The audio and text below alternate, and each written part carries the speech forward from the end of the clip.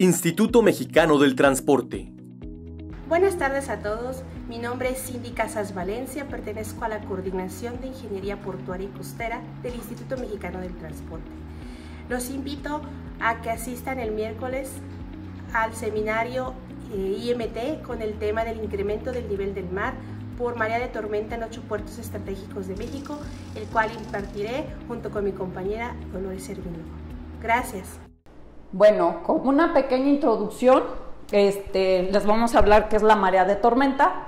Es un aumento en el nivel del agua, el cual se genera durante un fenómeno meteorológico, que pueden ser ya sea huracanes o tormentas tropicales. Esto se hace debido a la presión atmosférica y a la acción del viento. Como vemos en la imagen del centro, tenemos el movimiento de un ciclón, está aquí el ojo. Tenemos la marejada producida por el viento, la marejada producida por la presión, que es un 5% de total aproximadamente, y de este lado tenemos el lado del océano. El flujo del agua se va alejando sin aumentar el nivel del mar excesivamente. A medida que el agua se aproxima a la tierra, se amontona y se crea la marejada ciclónica. Estas son las imágenes más o menos de algunas tormentas, ¿no? Bueno, para este tema elegimos 8 puertos estratégicos. Como sabemos, nuestro país tiene un extenso litoral de aproximadamente 11,000 kilómetros. Por su ubicación geográfica, que está muy privilegiada, tiene acceso a 2 océanos, tanto al Pacífico como por el Atlántico. Y pues nuestro país consta aproximadamente de 103 puertos y 15 terminales habilitadas. Bueno, para estos puertos estratégicos nos basamos en el informe estadístico mensual, sobre todo en el movimiento de buques, carga y pasajeros de los puertos de México en el periodo comprendido entre enero del 2021 y octubre del 2022. Aquí nos indica cuáles son los puertos con mayor movimiento nacional de carga, así como de carga en puertos comerciales. Como vemos en esta imagen, lo que son Manzanillo, Veracruz, Coatzacoalcos, Lázaro Cárdenas, Altamira, Cayo Arcas, Dos Bocas, Isla de Cedros y otros. Los que predominan con su 12% pues es Manzanillo, y al igual que Veracruz, le sigue Coatzacoalcos con 11% y Lázaro Cárdenas con un 10%. Bueno, también por otra razón que se eligieron estos 4 puertos es por su movimiento, sobre todo comercial, que en este caso es Manzanillo, Lázaro Cárdenas, Veracruz y Altamira, los principales que se eligieron por su tipo de movimiento. También se eligieron otros 4 puertos adicionales, que son por parte del Pacífico, Mazatlán y Salina Cruz, y por parte del Golfo, Dos Bocas y Coatzacoalcos. Estos se eligieron porque forman parte de una estructura para el desarrollo comercial, así como de la movilidad del país. Bueno, en este sentido, ahorita pues lo que tiene mucho auge pues es el desarrollo del istmo de Tehuantepec.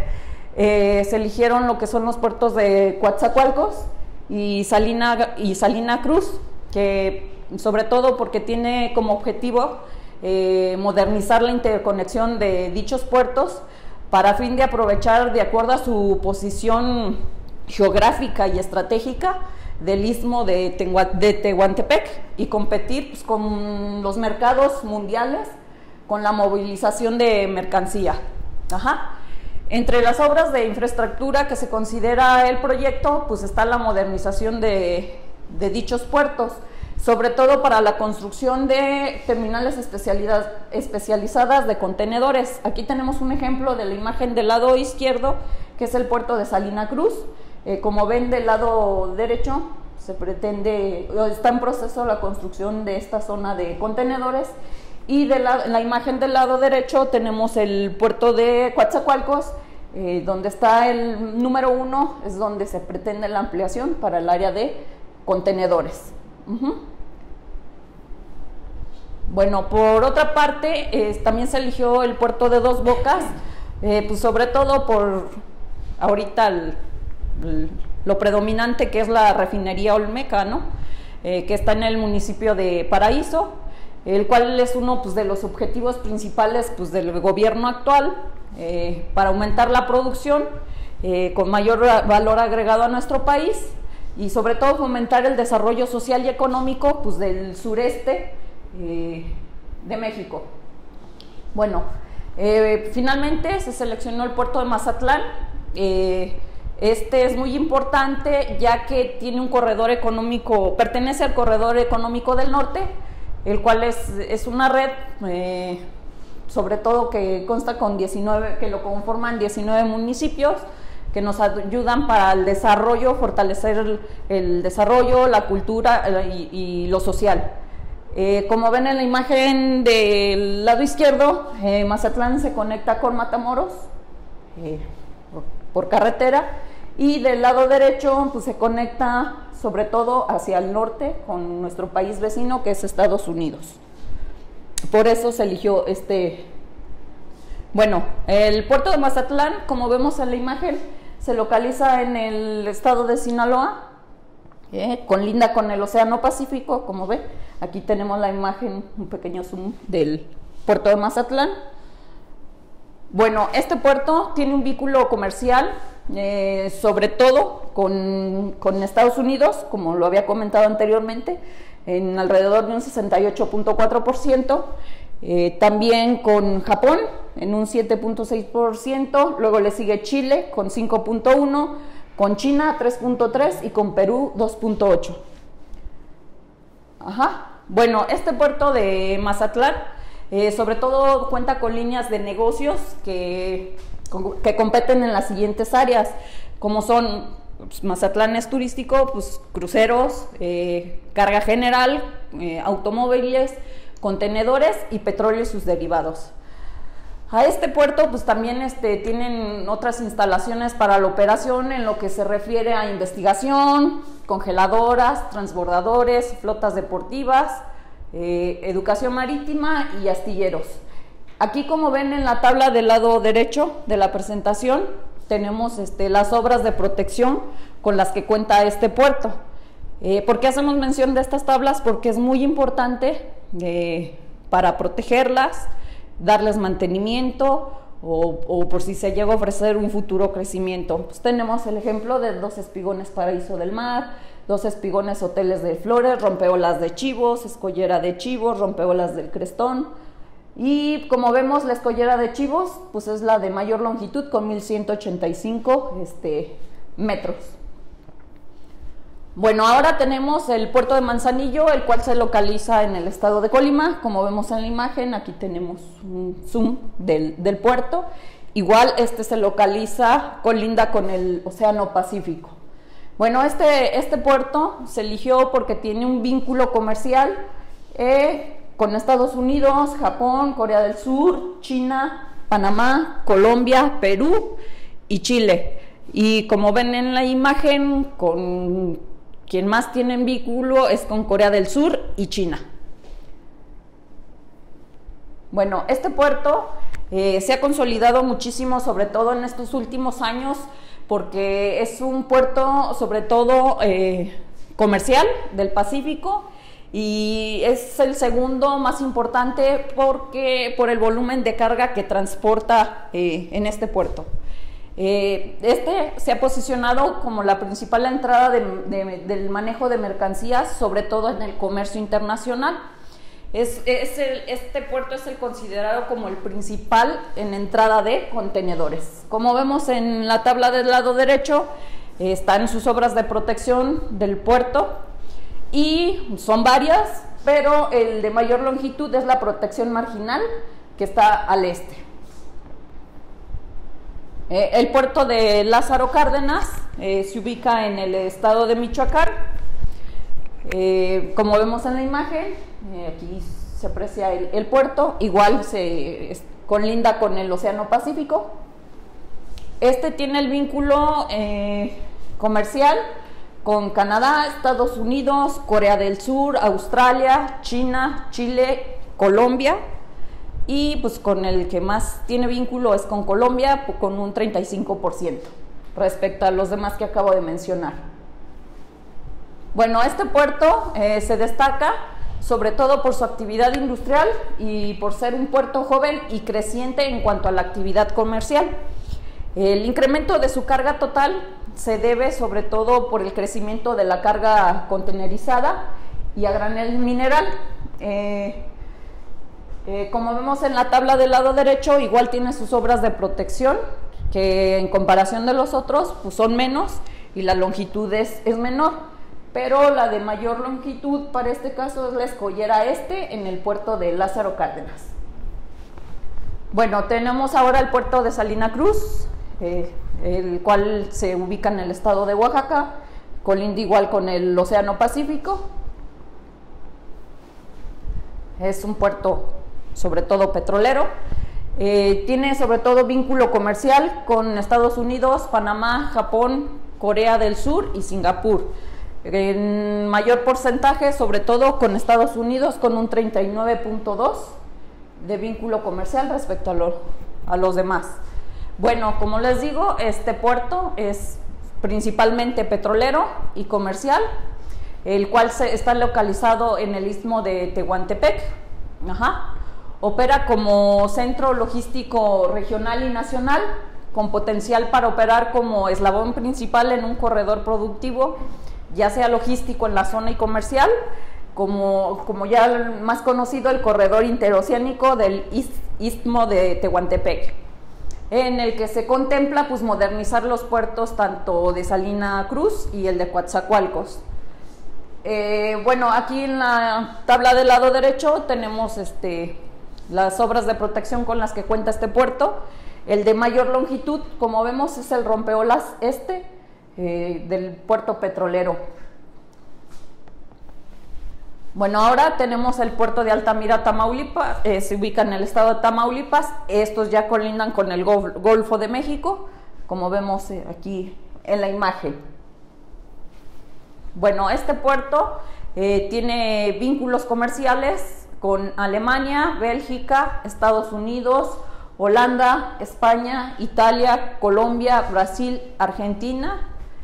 Y como vemos, pues tiene gran vínculo comercial este puerto, pues sobre todo por su ubicación. Con mayor porcentaje es con Estados Unidos, con el que tiene mayor vínculo.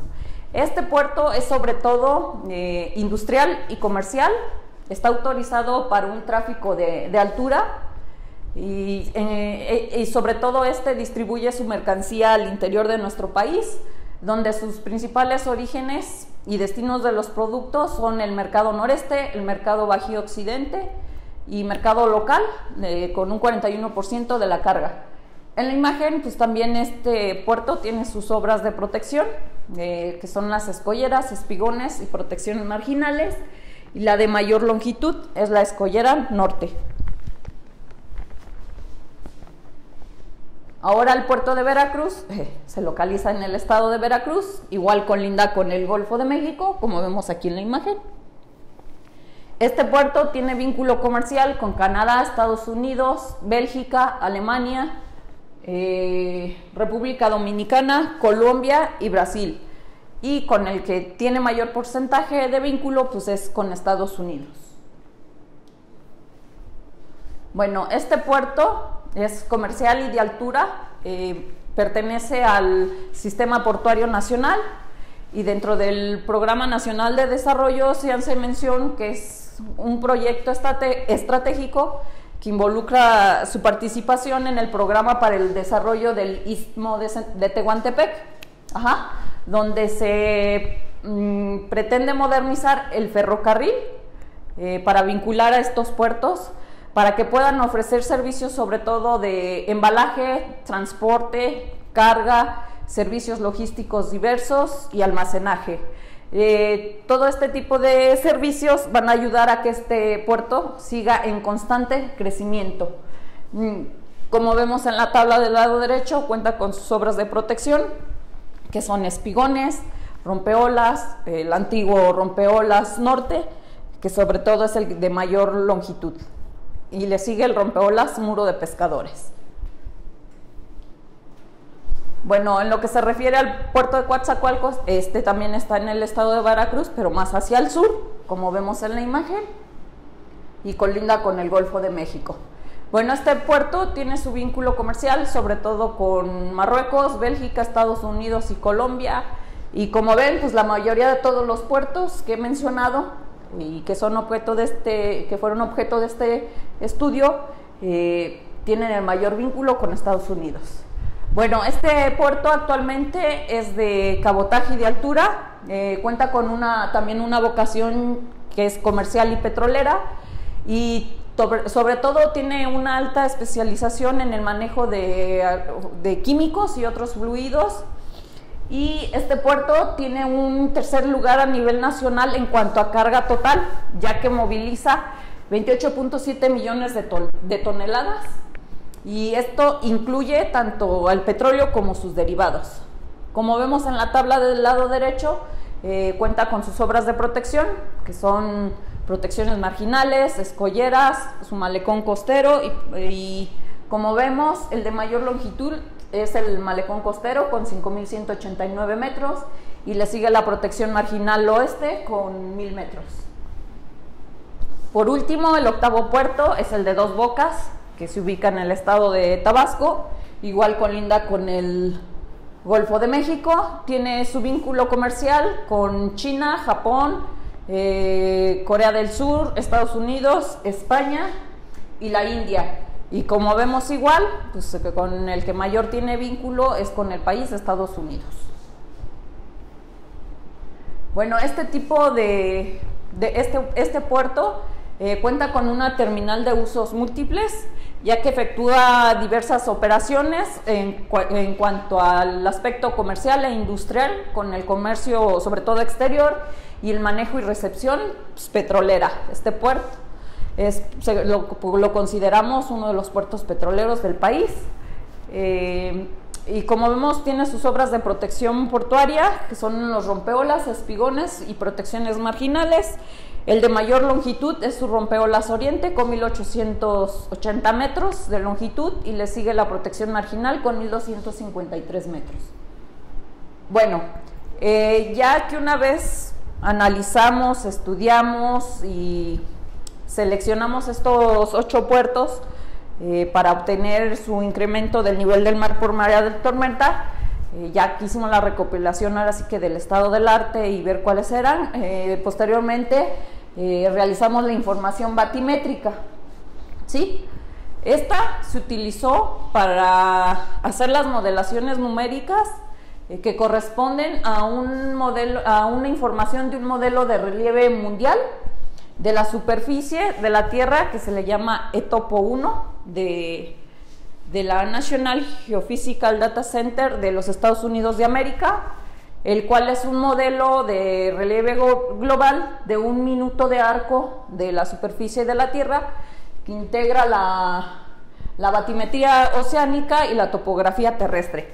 Este está referenciado verticalmente al nivel medio del mar y horizontalmente al Sistema Geodésico Mundial de 1984. Aquí tenemos un ejemplo de una imagen del modelo de relieve global de la superficie ETOPO 1. Bueno, esta información batimétrica de la ETOPO 1 se complementó en el desarrollo de este proyecto con la información de modelos digitales de elevación batimétrica, con sus siglas MDB, del relieve submarino de la zona que es exclusivamente para nuestro país, la cual fue desarrollada por INEGI, y esta tiene una resolución de 400 metros por píxel a una escala de 1 millón. Aquí tenemos el ejemplo de una imagen del modelo de relieve de la superficie de nuestro país.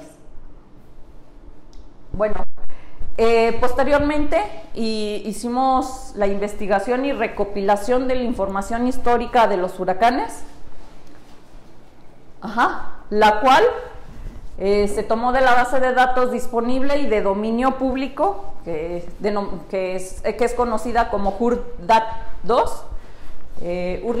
Hurricane Databases Second Generation, publicada por la National Hurricane Center de la National Oceanic and Atmospheric Administration, por sus siglas NOAA. Del lado izquierdo tenemos una imagen de la página de donde obtuvimos toda esta información histórica de los huracanes para aplicarlo en este proyecto.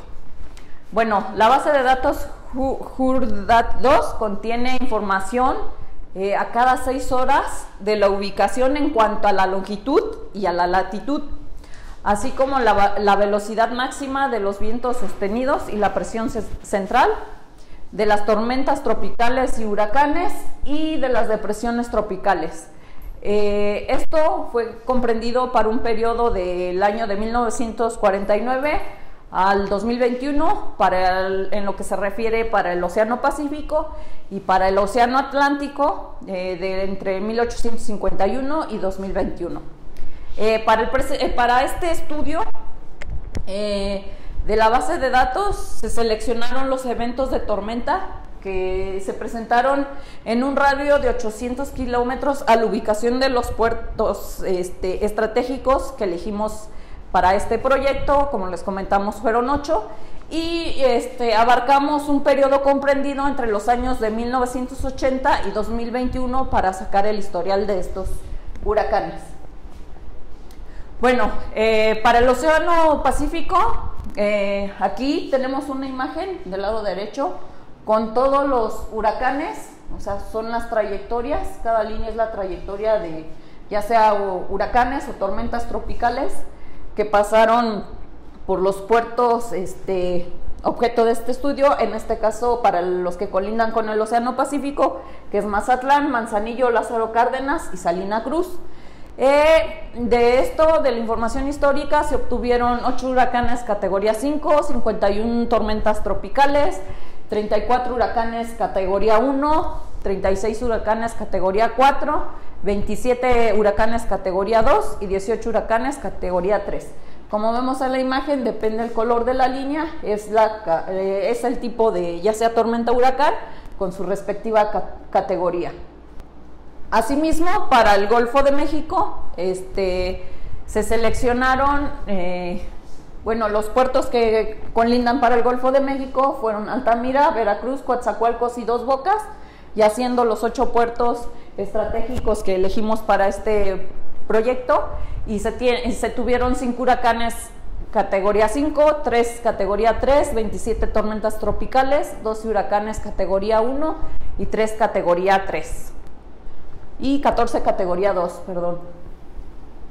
Bueno, esto fue toda la información que se recopiló para hacer este estudio. Ahora mi compañera Cindy Casas les va a hablar lo que respecta a modelaciones numéricas. Le cedo el micrófono.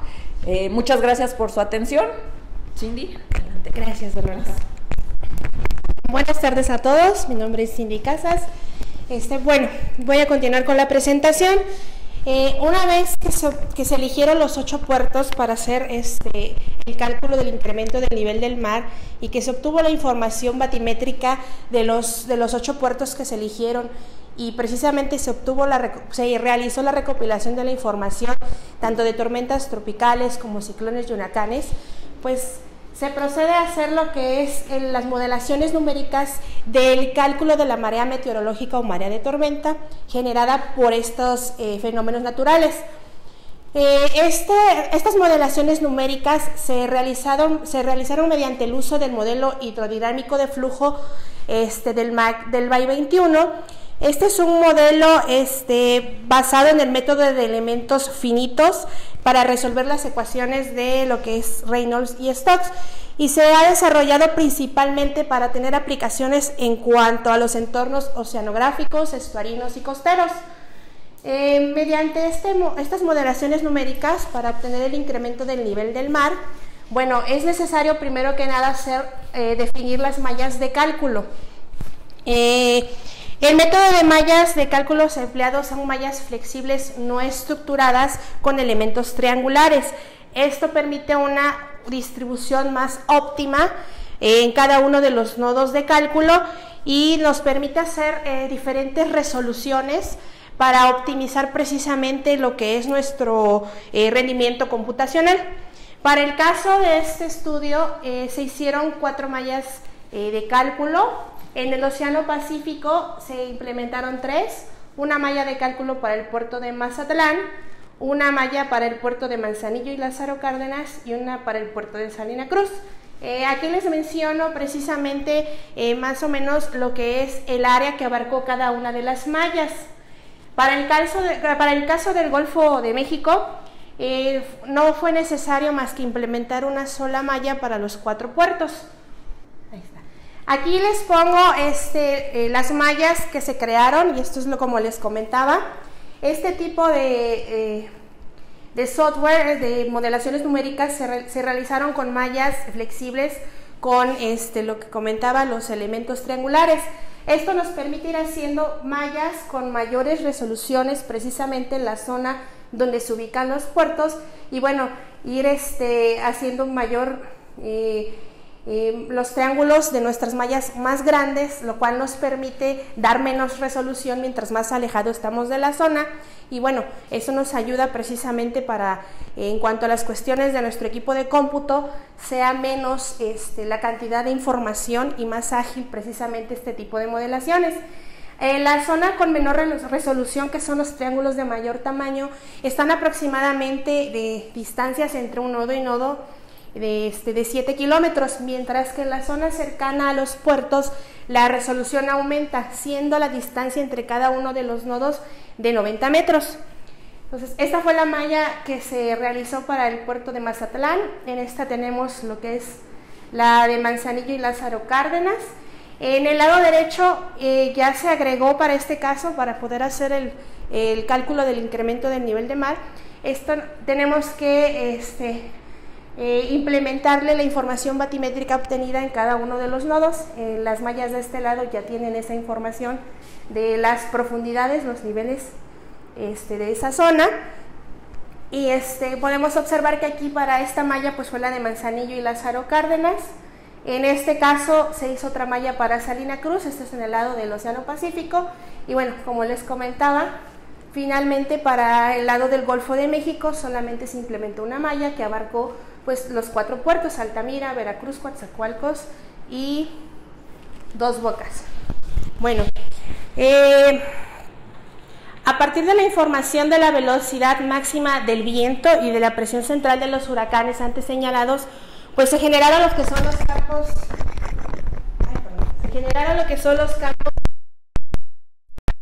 por medio de la aplicación de un modelo de vórtice de Rankine. Esto se llevó a cabo precisamente con estas fórmulas de distribución de la velocidad, donde podemos ver que se obtiene el gradiente de rotación del viento. Aquí les pongo la definición, bueno, de cada uno de los parámetros que implican la fórmula. Una vez obtenida eso, es necesario aplicar la correlación de la capa límite de la velocidad del viento. Esto es con la finalidad de obtener esos vientos cercanos a la superficie. En este caso es V10, que es la velocidad del viento a 10 metros sobre el nivel medio del mar. Esta corrección se obtiene mediante esta fórmula que podemos observar aquí. Igual aquí les pongo los parámetros y de dónde obtenemos este factor de ajuste, dependiendo de la velocidad. Después es necesario que, bueno, todos los modelos paramétricos de viento asumen un patrón de flujo circular, y esto se representa en las direcciones del viento en la superficie. Los efectos de fricción que provocan la entrada de estos vientos a la hora que entran, normalmente se toman con un ángulo, en este caso el ángulo denominado beta, del orden de los 25 grados, pero este ángulo va disminuyendo conforme va avanzando hacia el centro de la tormenta. Entonces, esta es la fórmula que se emplea para poder calcular el ángulo de entrada de ese viento. A partir de esa información de la velocidad máxima del viento y de la presión en el ojo de los huracanes que nosotros estamos analizando, para los huracanes recopilados se generaron los campos de viento y de la presión de cada uno de ellos a cada hora. En este caso les muestro un ejemplo de estas modelaciones. donde se obtuvieron los campos de viento y de presión. Para este caso les puse un ejemplo en el huracán Pauline, el cual ocurrió el 18 de octubre de 1997 y este fue a las 3 de la tarde. Con esos campos de viento y la presión de cada uno de los huracanes y tormentas recopilados, se realizaron las modelaciones numéricas para determinar la elevación precisamente por marea meteorológica o marea de tormenta en cada uno de los puertos. Estos son los resultados obtenidos de esas modelaciones numéricas. Aquí les pongo un ejemplo, igual el huracán Pauline el día 8 de octubre de 1997 a las 3 horas. Y bueno, una vez obtenidos los resultados de nuestras modelaciones numéricas de la propagación de estos huracanes, se obtuvieron las series de tiempo de la marea de tormenta o marea meteorológica frente a cada uno de los puertos de estudio. Se extrajeron las máximas elevaciones del nivel del mar arrojadas en los modelos numéricos y se hizo un análisis de extremos de la marea de tormenta, considerando incluso diferentes periodos de retorno. Aquí les pongo un ejemplo de la serie de tiempo de marea de tormenta que generó el huracán Alma en lo que es el puerto de Lázaro Cárdenas. Y bueno, para hacer este análisis es necesario, nosotros llevamos a cabo un análisis estadístico con las funciones de distribución de probabilidad. Para todos los datos obtenidos, para todos los datos del incremento del nivel del mar obtenidos. Estas funciones de probabilidad son la exponencial, la de Weibull, Gumbel y Frechet. Aquí les pongo precisamente las fórmulas de distribución de probabilidad utilizadas. Y aquí los parámetros para el caso de Weibull y Frechet, que se utiliza el parámetro K, y aquí están los diferentes parámetros utilizados. Estos valores de la marea de tormenta se ordenaron en forma descendente y se les asigna un valor a cada uno de ellos de la probabilidad de no excedencia en función del orden de cada valor, y esta es la expresión que se utiliza. Aquí están los datos para los ángulos alfa y beta dependiendo de cuál función de distribución se utilizó para este análisis estadístico. Después se aplicó el método de mínimos cuadrados para obtener los valores de los parámetros de escala y de cada una de las funciones de distribución de probabilidad. Estos coeficientes de regresión A y B finalmente se obtuvieron con las siguientes ecuaciones que tienen que ver con la varianza y la covarianza de los datos obtenidos. Ahí está. Y bueno, finalmente se hizo un análisis porque para cada uno de los puertos se realizaron todas las 4 funciones de probabilidad, y en esta tabla precisamente se hizo el cálculo de coeficiente de correlación lineal con la final de ver cuál era la mejor distribución de probabilidad.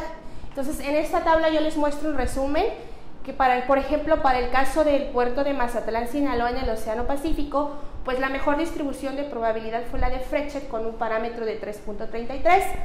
Para el caso de Manzanillo y Lázaro Cárdenas y Salina Cruz, Weibull fue la mejor distribución de probabilidad con sus parámetros, ambos, los tres consistieron en un parámetro de 0.75.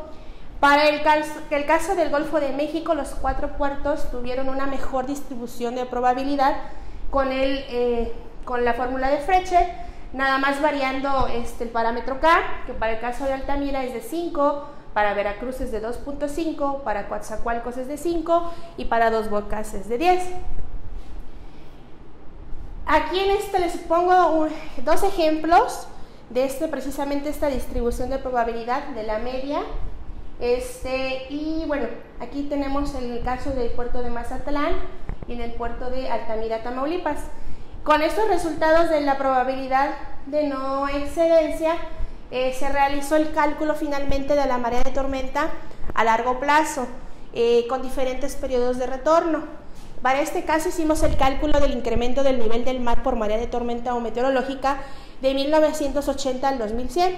Estos son los resultados finales que obtuvimos. En este caso, por ejemplo, para el puerto de Mazatlán, del año 2020, el incremento del nivel del mar fue de aproximadamente de 30 centímetros y bueno, se prevé que para el año 2100 sea de aproximadamente 45 centímetros. Para el caso del puerto de Manzanillo, para el 2020 se obtuvo un incremento del nivel del mar casi de 40 centímetros, y para el 2100 se prevé que exista un incremento en cuanto a hasta 50 centímetros. Y bueno, aquí les muestro los resultados obtenidos de los 8 puertos. Todos andan en el rango, en un aumento de aproximadamente de 15 a 20 centímetros. Aquí están las gráficas para cada uno de los puertos. Ahí está. Bueno, es importante mencionar que el conocimiento sobre la variación del nivel del mar implica comprender muchos cambios causados por la interacción entre lo que es la Tierra, la criosfera, el océano y la atmósfera. Y bueno, las conclusiones que nos permite obtener este proyecto es que a partir de estos eventos históricos, ciclones, huracanes, tormentas tropicales, que han ocurrido a través de la historia en lo que es el Golfo de México y el Océano Pacífico, es importante obtener esa sobrelevación del nivel del mar, debido a que esa información nos sirve ya sea para los actuales o para la futura construcción, conservación y mantenimiento de toda la infraestructura portuaria. Entonces, por cuestiones de tiempo y por cuestión de logística, este proyecto se enfocó en los principales puertos o los 8 puertos estratégicos, pero pues finalmente, como lo mencionó mi compañera Dolores, pues existen más de 100 puertos. Entonces es importante contar con esta información no solo para esos 8 puertos, sino continuar nuestra labor como investigadores. Pues bueno, finalmente me queda agradecerles a todos el estar con nosotros el día de hoy, y bueno, cualquier duda o comentario, les dejo aquí en la presentación el contacto de cada uno de los participantes de este proyecto. Muchísimas gracias. Instituto Mexicano del Transporte.